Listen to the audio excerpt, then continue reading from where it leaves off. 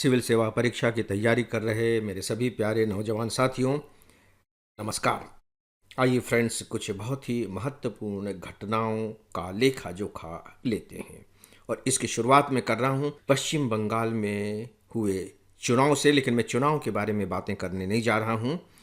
आपने अखबारों में पढ़ा, टीवी न्यूज़ पर भी आपने देखा होगा, रेडियो न्यूज़ में भी शायद आपने सुना होगा कि जो तृणमूल कांग्रेस थी उसकी बुरी तरह से पराजय हुई है और उनकी जो मुख्यमंत्री ममता बनर्जी हैं, उन्होंने साफ तौर पर कह दिया है कि मैं अपने मुख्यमंत्री पद से त्याग पत्र नहीं दूंगी। क्यों नहीं देंगी?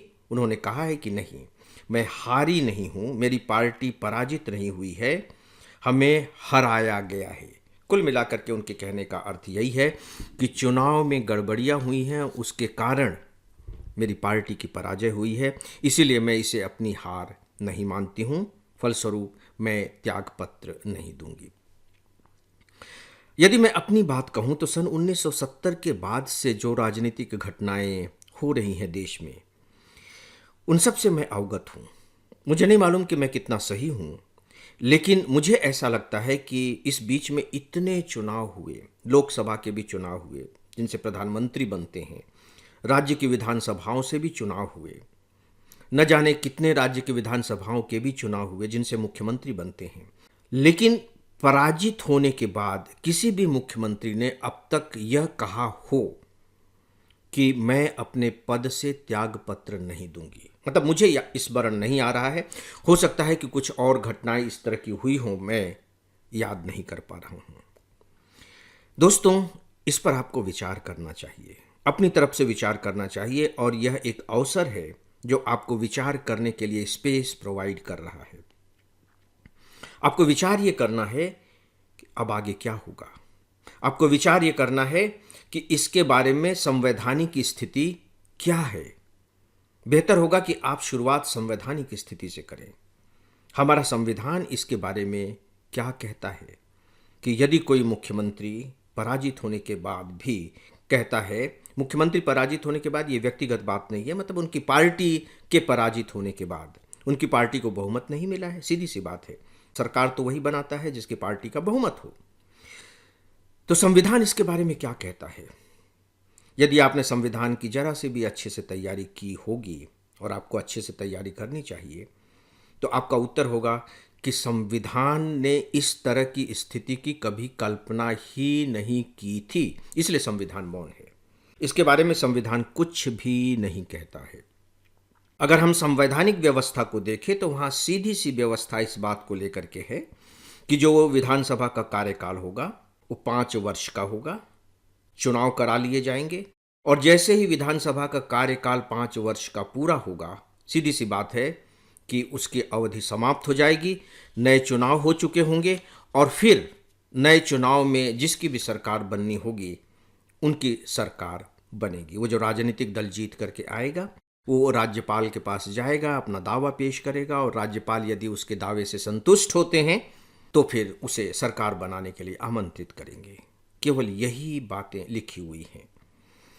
लेकिन ममता बनर्जी कह रही हैं कि वो अपने पद से त्यागपत्र नहीं देंगी।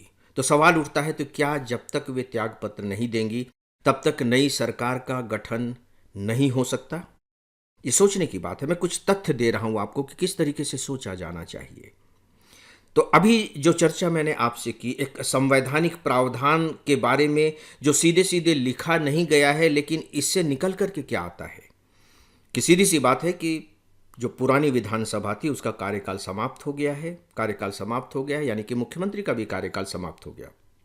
नए चुनाव हो चुके हैं। जिस पार्टी को बहुमत मिला है उस पार्टी के नेता को राज्यपाल मुख्यमंत्री पद की शपथ लेने के लिए कह सकते हैं, और वो मुख्यमंत्री पद की शपथ ले लेंगे। तो फिर ममता बनर्जी का क्या होगा? देखिए, अब जो ममता बनर्जी के पास जो एक उपाय बचता है वो त्यागपत्र नहीं देना तो उपाय नहीं है। सच पूछे तो ऐसा करके वे मुख्यमंत्री पद की जो गरिमा है उसकी गरिमा को कहीं ना कहीं थोड़ा ठेस ही पहुंचा रही हैं। लेकिन उनके पास एक रास्ता है कि वो इस पूरे के पूरे चुनाव को चैलेंज करें। तो चैलेंज करने के लिए 2 संस्थान हमारे पास हैं कि आप इलेक्शन कमीशन को चैलेंज करें या फिर दूसरा है कि आप सुप्रीम कोर्ट में इसे चैलेंज करें। ये दो तरीके बचते हैं। हो सकता है कि इन दो में से वे कोई एक तरीका अपनाए या दोनों तरीके अपनाएं। फिर सुप्रीम कोर्ट और जो चुनाव आयोग है वो डिसाइड करेंगे कि क्या होना चाहिए, क्या नहीं होना चाहिए। लेकिन मुझे नहीं लगता है कि पश्चिम बंगाल में नए चुनाव के अंतर्गत सरकार बनने में किसी तरह की कोई संवैधानिक बाधा यहाँ उत्पन्न होगी।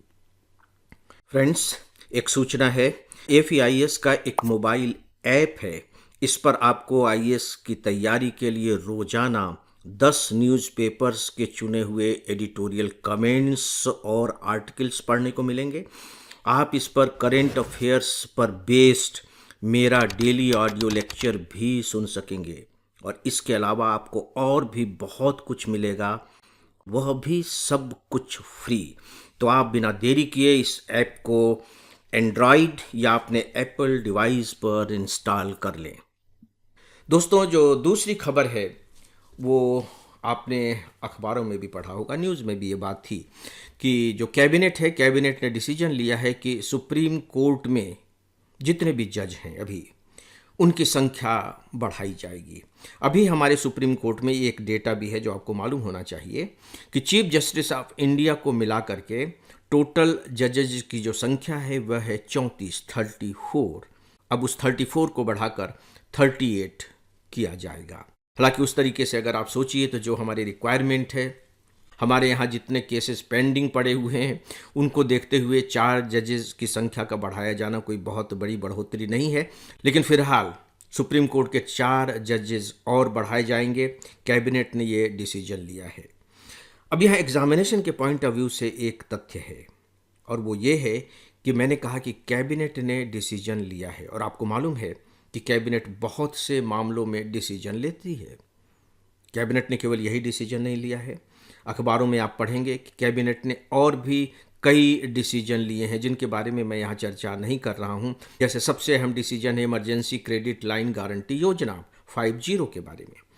लेकिन परीक्षा की दृष्टि से चूंकि वो बहुत ज़्यादा महत्वपूर्ण नहीं है, इसलिए मैं उनकी चर्चा आप सबसे नहीं कर रहा हूँ। तो क्या कैबिनेट के द्वारा लिया गया डिसीजन ही अब पर्याप्त है और सुप्रीम कोर्ट के जजेस की संख्या बढ़ा दी जाएगी?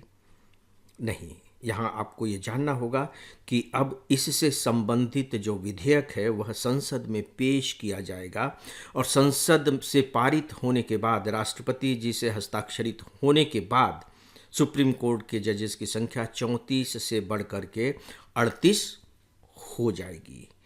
ये छिपे हुए तथ्य होते हैं जो अखबारों से आपको पता नहीं लगते, लेकिन होते करंट अफेयर से जुड़े हुए हैं।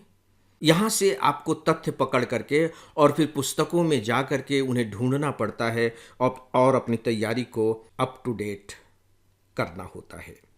दोस्तों, अब एक बहुत ही इंटरेस्टिंग खबर, बहुत ही महत्वपूर्ण खबर, और यह खबर है सेल ब्रॉडकास्ट अलर्ट सिस्टम को लेकर। आपने भी इसका अनुभव किया होगा। कुछ दिनों पहले की ही तो बात है, दोपहर में अचानक आपका मोबाइल बजा होगा, घन घन घन घन घन घन, और आप चौंक गए होंगे। और इसके बाद फिर आपको एक आवाज़ सुनाई दी होगी और उस पर कुछ मैसेज उभर कर आया होगा। दोस्तों, यह टेस्टिंग थी। किस बात की टेस्टिंग थी? आपदा सूचना प्रणाली की टेस्टिंग थी। सरकार ने आपदा सूचना प्रणाली का परीक्षण किया था और ये जो तैयार किया गया है इसका नाम है सेल ब्रॉडकास्ट अलर्ट सिस्टम। खासकर जो डिजास्टर मैनेजमेंट आपके सिलेबस में है उस टॉपिक का ये बहुत बड़ा अपडेट है। सेल ब्रॉडकास्ट अलर्ट सिस्टम, यानी कि यदि सरकार को लगता है कि कोई आपातकाल की स्थिति है तो वह देश के करोड़ों लोगों तक एक साथ बाकायदे सूचना भेज सकती है कि आप अलर्ट हो जाइए, सुनामी आने वाली है, बाढ़ आने वाली है, भूकंप आने वाला है। सोच करके देखिए, ये क्या कम बड़ी बात है? और इसकी कुछ खासियतें हैं। मान लीजिए कि आपका जो मोबाइल है वो साइलेंट पर है या आपने उसमें डाल रखा है डू नॉट डिस्टर्ब मोड पर। दोस्तों, उसमें भी ये सायरन बजेगा और ये जो अलर्ट है ये सीधे मोबाइल टावर के जरिए भेजा जाएगा। आप सोच करके देखिए कि कितना महत्वपूर्ण सिस्टम है और इससे कितने लोगों के जीवन की रक्षा हो सकेगी।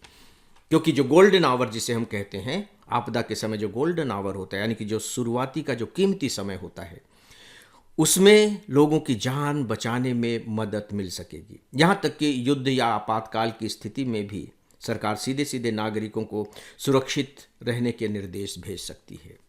जापान बहुत पहले से इस तरह की प्रणाली का इस्तेमाल कर रहा है।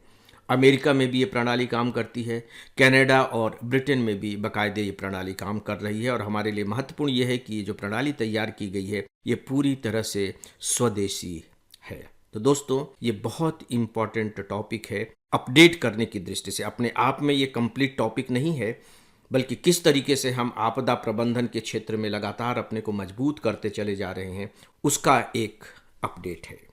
तो फ्रेंड्स, कुछ महत्वपूर्ण घटनाओं के बारे में बस इतना ही, और अब डेली ऑडियो लेक्चर को यहीं विराम देते हैं। नमस्कार।